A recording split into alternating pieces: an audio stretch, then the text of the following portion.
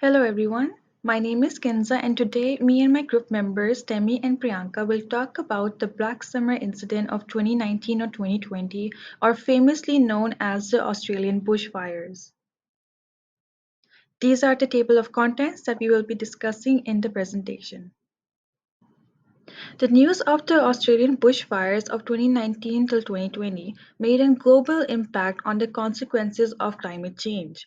These fires started out during spring of June 2019 and gradually worsened by the start of 2020, which took about a total of 9 months to put out the fire by March 2020, just before the world was hit with the pandemic of COVID-19. As a result of the bushfires, around more than 46 million acres of land, which is roughly more than a million meters of land, was burned, which is roughly the size of the country Syria. And major destruction and deaths happened in New South Wales and one third of Northern Territory. These fires also wiped out around 80% of the Blue Mountain heritage and 50% of the Gondwana World Heritage. These fires also made a significant impact on people's physical and mental well-being, which includes developing respiratory and cardiac issues due to inhaling smoke from the atmosphere, and also showed symptoms of lack of sleep and depression. Along with human impact, the fires destroyed majority of Australia's natural ecosystem, where around 3 million animals had died by the fires, and threatened many plant species nearly towards extinction. The bushfires spread all around the coast of NSW and Northern Territories that didn't just affect the lives of the Australians living in major cities like Sydney, but also the Indigenous communities surrounding the areas. And more than a quarter of Indigenous communities in the New South Wales and Victoria live in these fire affected areas. Even on the map, you can see the scale of the fire and how much it was burned within those communities in the red sign on the map. Similarly, it said that 1 out of 8 of the Aboriginal community was directly affected by these fires, and 1 in 10 children have been affected by the bushfires are from Indigenous communities. For our site analysis, the Indigenous community that we will be focusing on is the Jubilam village, located near the Bruxner Highway near Tabulam. And the reason for choosing this particular site is because it got nearly wiped out by these fires, and many structures within the Jubilam village were burned and damaged severely. Hello, I'm Temi, and I'll continue this presentation by talking about the inhabitant analysis. The New South Wales Aboriginal Land Council on the Aboriginal Land Rights has grouped the New South Wales map into various regions, and for this assessment, our region is the North Coast region. The North Coast region has 7 local government areas, of which the community of focus lies between the Richmond Valley and the Klojo local government area. Land is of spiritual, social, cultural, and economic importance to the Aborigines. All lands in New South Wales were traditionally owned and occupied by the Aborigines. The North Coast, also known as the Northern Rivers, has various Aboriginal countries, and our focus is the Bundjalung country, which is shown in the middle map.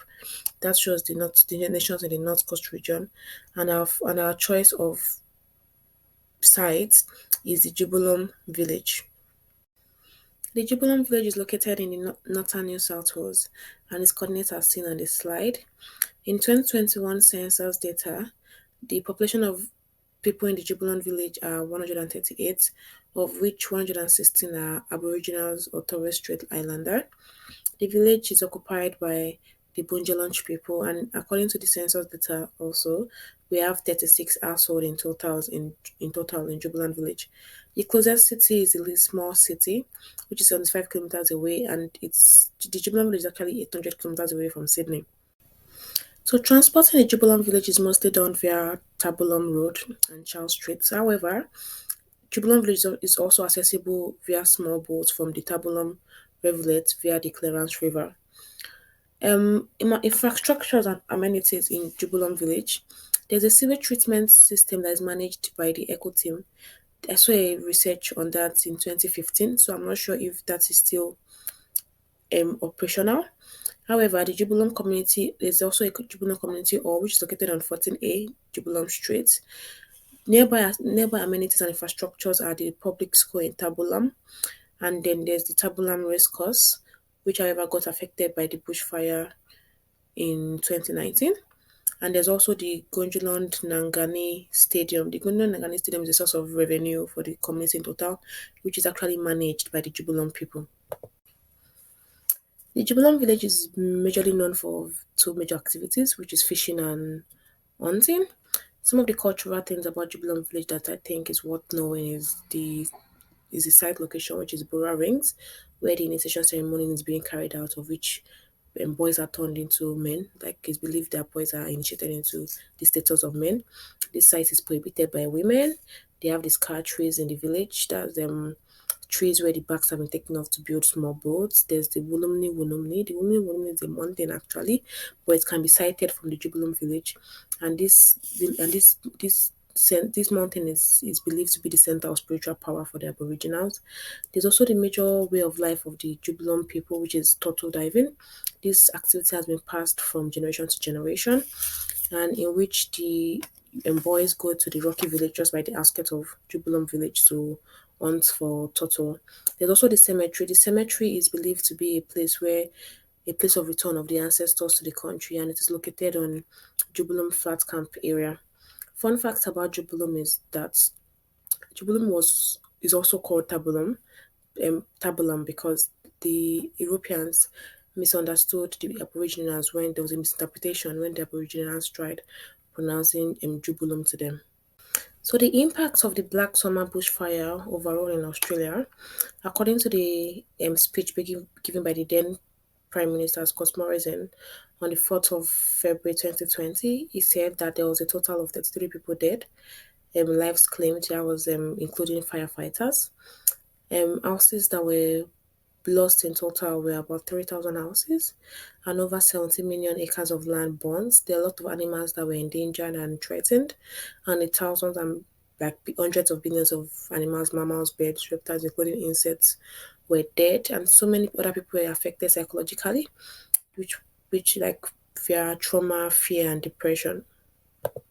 But considering the impact of the bushfire on the northern rivers or the north region, north coast region of New South Wales, where our selected community is, I found out that 23% of the total land area were burnt, and this was approximately 1.6 meters. We can see from this is the impact map here, which shows Jubilee is close to Casino, and you can see the fire impact just around Casino.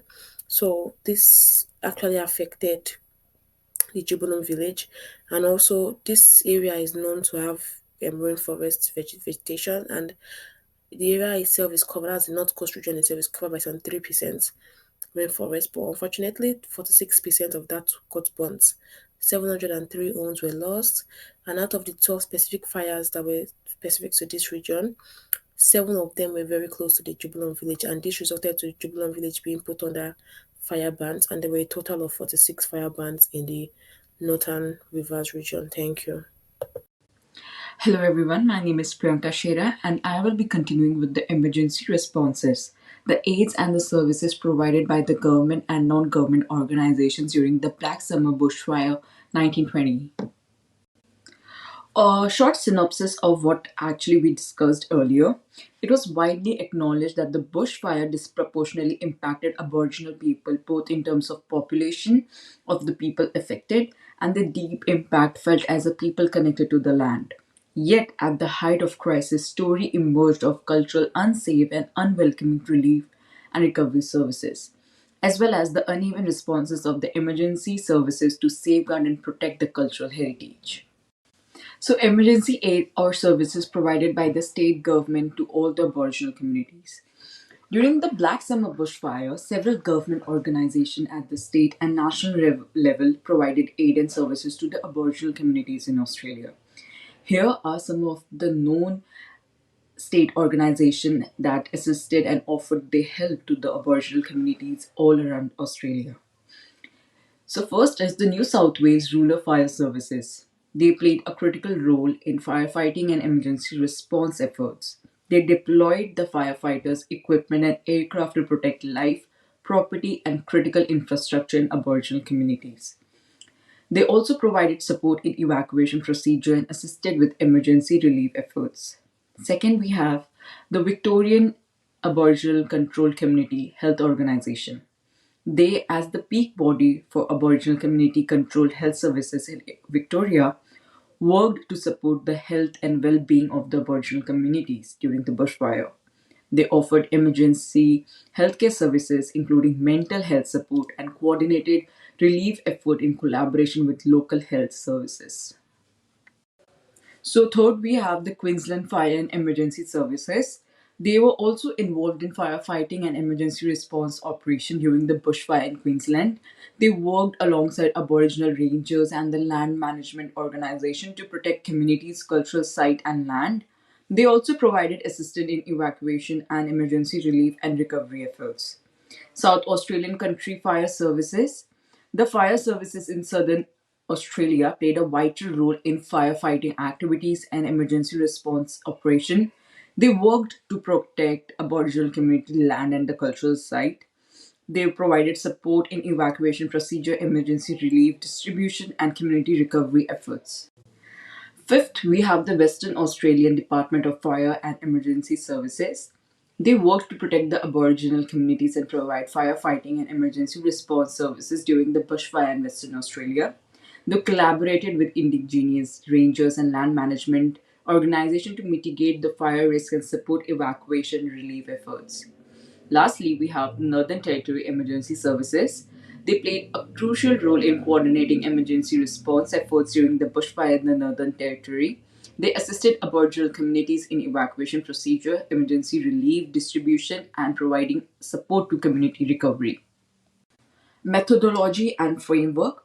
During the Australian bushfire season in 2019 and 2020, various methodologies and frameworks were employed to address different aspects of the emergency response and recovery efforts. Some of the key methodologies and framework used during this period include incident management team, emergency management framework, risk assessment and management, geographic information systems, community engagement and consultation. So, moving forward, we have the Jubileum emergency responses, the services and the aid provided by the state and the government specifically to Jubileum community of New South Wales during the Black Summer bushfire in 2019 and 2020. So in this slide, we are going to discuss about the emergency aid services provided by the state or the government to the Jubileum community of New South Wales during the bushfire 2019 and 2020. The firefighters, supported by waterbombing aircraft, worked to protect the properties in the area as emergency alert was sent to the local resident. Evacuation center was established at the Tenterfield Memorial Hall and the Bonalbo Bowling Club to provide refuge for residents who evacuated from their home. The New South Wales Fire Services Building Impact Assessment teams were deployed to assess the property loss and damage. A recovery center was set up at the Tabulum Hall to enable residents affected by the fire to access a range of welfare services. And the Fire Services Aboriginal Liaison Officer worked closely with the Jubileum Local Aboriginal Land Council, and the local representative met the New South Wales Rural Fire Services crew to access the damage to the Jubileum Aboriginal settlement near Tabulum. So far we have discussed a synopsis of the emergency response provided by the state and the government to the all Aboriginal communities in Australia, and specifically Jubileum community of New South Wales that we have a content all around. Moving forward, we will discuss about the emergency response of the Jubileum community of New South Wales towards the services that was provided by the government. The Jubileum community response. Throughout the fire affected area, common stories began emerging of cultural unsafe and inappropriate relief and recovery service and agencies. The warning bells were sounding on these issues early in February when a fire threatened the small Aboriginal community of Jubileum in northern New South Wales. Residents were made to wait up to 6 hours to evacuate from the local community to the adjacent town of Dublin after they were told to evacuate from their own houses.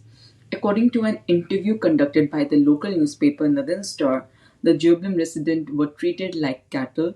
They had no water or food, and there were no seating arrangement for elders. No one offered them anything. In Australia, the most widely known, used and known service to collect information on individuals evacuating from disaster is the register.find.reunite, an online platform administered by the Australian Red Cross in partnership with Australian government. There were many issues identified with the register.find.reunite service during the bushfire, including limited connectivity due to mobile towers being impacted, loss of power, staff not having enough equipment such as tablets and phone, the lack of appropriately trained staff to respond to the scale of the event. This issue invariably affected all the people evacuating the bushfire. Uneven and inaccurate data.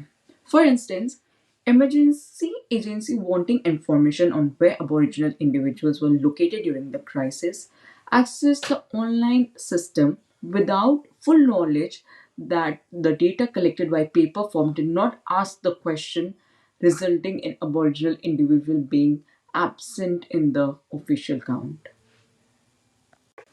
Aboriginal residents experience racism and discrimination when evacuating and accessing emergency support and supplies. Some communities of Aboriginal people left unwelcome at evacuation center, and in some cases, support service were reluctant to provide immediate relief. These experiences compounded the trauma they had already experienced as a result of bushfires, and in some cases, led to people putting themselves at risk as they feared how they would be treated. Warning of evacuation came too late, which meant that there was no longer safe for the community to evacuate. The Aboriginal Health Organization Committee were both victim as well as the first responder to the bushfire crisis. The staff had to deal with both the personal trauma and the trauma of client as a result of bushfire. Moving forward with the critical review and analysis, we are going to analyze the loopholes in the entire system and what made discomfort to the Aboriginal communities. The New South Wales State Emergency Management Plan 2018 outlines objective emphasizing command and control, risk management, community engagement, capability resourcing. However, Aboriginal people are notably absent from these policy documents. The National Strategy for Disaster Resilience does not mention indigenous or Aboriginal and culture is mentioned in relation to diverse communities and the culture of resilience. The Australian Disaster Preparedness Framework 2018 does not mention indigenous or aboriginal or cultural. The term traditional is used in reference to boundaries between jurisdiction agencies or organizations. The Victorian Strategy Management Action Plan 2016 to 2019 has a theme called People and Culture. But the term culture refers to the workforce culture within emergency service agencies, and the plan does not mention indigenous or aboriginal culture.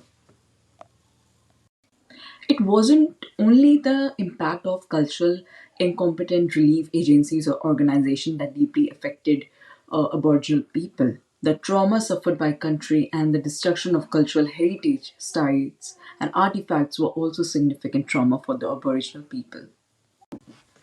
The absence of Aboriginal people in disaster planning in Australia is evident.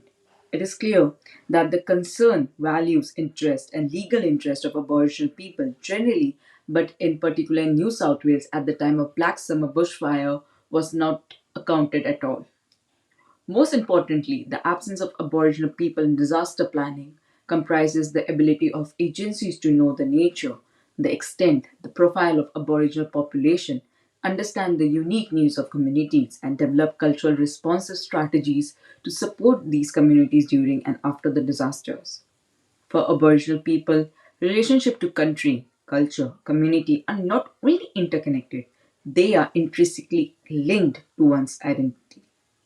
This means that when one of these foundations is impacted by a disaster, Aboriginal community experience unique pain and loss. It is clear that the devastation caused by the bushfire produced immense trauma for Aboriginal people, communities, and First Nation. It is also clear that the Aboriginal people communities, First Nation, were made to feel unwelcome and that the agencies and in many instances were incompetent to provide relief. These statements were captured by the Free State Alliance Aboriginal Corporation in the submission to New South Wales Independent Bushfire Inquiry. In the absence of cultural, safe, and community centered relief and recovery agencies and efforts during and after the 2019 and 2020 bushfire period, Aboriginal community organizations found themselves at the front line providing immediate relief, safety, and support. As we are heading towards the end of our presentation, we would like to share one of the aftermath recovery project led by the Gerblum community of New South Wales themselves, and it was supported by the government. Indigenous Water Project, a new river intake constructed for Gerblum to provide cleaner and safer drinking water for the Aboriginal communities. Indigenous Water Project delivers for the local community. An Indigenous Water Project supported by the New South Wales government is providing numerous benefits to the rural community of Jobilum. After years of drought when bushfire caught hold in northern New South Wales, the small rural Aboriginal community of Jobilum was in danger. Residents grabbed hoses and started to try to water their house, and the water ran out.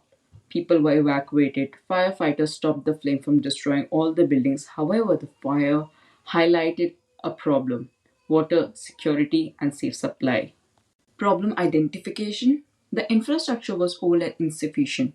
The water supply would pump from the Rocky River to a tank. However, it wasn't adequate during the drought and had potential health risks without better filtration. Solution: so began the Jobilum Community Water Project. It is an innovative partnership under New South Wales Government Aboriginal Community Water Project to deliver clean, safe, and reliable drinking water. The project was a joint effort. The community leads it with the New South Wales Department of Planning and Environment Consultancy Eco Team. Innovation: the solution was two-pronged. One half was the construction of a new water treatment plant and river intake. This project is intended to address the water quality issues and improve water security. The other half is a program of leak repair works and cultural engagement to deliver significant water savings. The achievement of the Indigenous Water Project so far. The Jobilum Aboriginal Community Water Project has successfully reduced water consumption from 1 lakh litre per day to 40,000 litre per day through repairs and education campaign. The project, which is a finalist in Australian Water Rewards, engaged the community throughout the planning and design process. Eco Team, in collaboration with Jubilant, previously worked on sewage treatment system using wetland for effluent reuse. The project provided employment opportunities and on-the-job training for community members during the construction.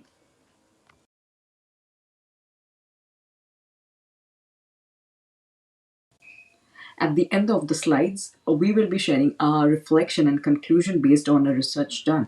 For reflection, there's this trust and difference between Aboriginal communities and the mainstream relief and recovery agencies. Aboriginal communities' governing institutions are an asset in times of disaster. There is an immediate need to acknowledge the work of Aboriginal community governing institutions in disaster and increase their funding. The importance of standardizing and collecting indigenous data. The importance of harnessing the knowledge of country. Creating identified roles of Aboriginal people within and across the disaster planning preparations. So at the end, there's much more to be learned by reflecting on the events of the 2019 and 2020 Black Summer bushfire in relation to Aboriginal people, whether as individual communities or traditional owner. The fire weren't only the hazard, or indeed the most significant hazard that they encountered. The Aboriginal people were made to feel unwelcome at the height of the crisis is so that shameful chapter in what we perhaps the most significant social natural disaster ever in Australia. But while the response by the relief and recovery agencies were lacking, Aboriginal community organizations demonstrated previously unrecognized or under-recognized value and capacity. Aboriginal communities organizations were pivotal agent in response to the bushfire and played a significant role in making safe Aboriginal people, communities, and the country.